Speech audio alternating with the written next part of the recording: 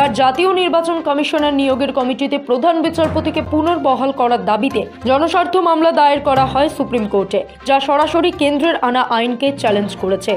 উল্লেখ্য, গত মার্চ মাসে এক ঐতিহাসিক রায়ে সুপ্রিম কোর্ট জানায়, দেশের মুখ্য নির্বাচন কমিশনার এবং নির্বাচন কমিশনারদের নিয়োগের ক্ষমতা একচ্ছত্রভাবে মন্ত্রিসভার হাতে থাকবে না। এদের নিয়োগ করবে প্রধানমন্ত্রী, বিরোধী দলনেতা এবং প্রধান বিচারপতির যৌথ কমিটি। এই কমিটির সুপারিশ মেনেই রাষ্ট্রপতি নির্বাচন কমিশনারদের নিয়োগ করবেন। যদি কখনো লোকসভায় বিরোধী দলনেতা পদে কেউ না থাকেন, তাহলে বৃহত্তম বিরোধী দলের নেতাকেই এই কমিটিতে নেওয়া হবে, যার ফলে নির্বাচন কমিশনার নিয়োগের অধিকার ন্যস্ত হয় প্রধানমন্ত্রী নরেন্দ্র মোদী, লোকসভায় কংগ্রেসের দলনেতা অধীর চৌধুরী এবং প্রধান বিচারপতি DY চন্দ্রচূড়ের ওপর। কিন্তু তা বদলে যায় গত বছর সংসদে শীতকালীন অধিবেশনের সময়ই। গত শীতকালীন অধিবেশনে পাল্টা আইন এনে সুপ্রিম কোর্টের সেই রায় কার্যত অকেজো করে দেয় কেন্দ্র।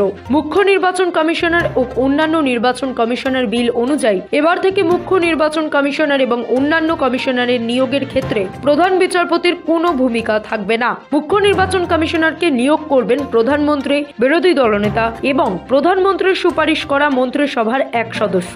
অর্থাৎ 3 সদস্যের কমিটির 2 সদস্যই হবেন সরকারি প্রতিনিধি।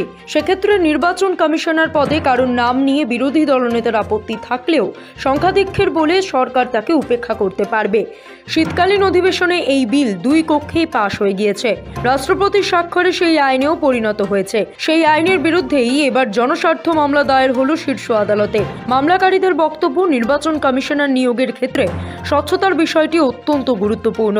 এহেন গুরুত্বপূর্ণ পদে নিয়োগের ক্ষেত্রে সাংবিধানিক নিরপেক্ষতা ভীষণ প্রয়োজনীয়। সেই কারণেই কমিশনার নিয়োগের ক্ষেত্রে দেশের সর্বোচ্চ আদালতের প্রধান বিচারপতিকে ওই কমিটিতে রাখা জরুরি। ব্যুরো রিপোর্ট, সময়, কলকাতা।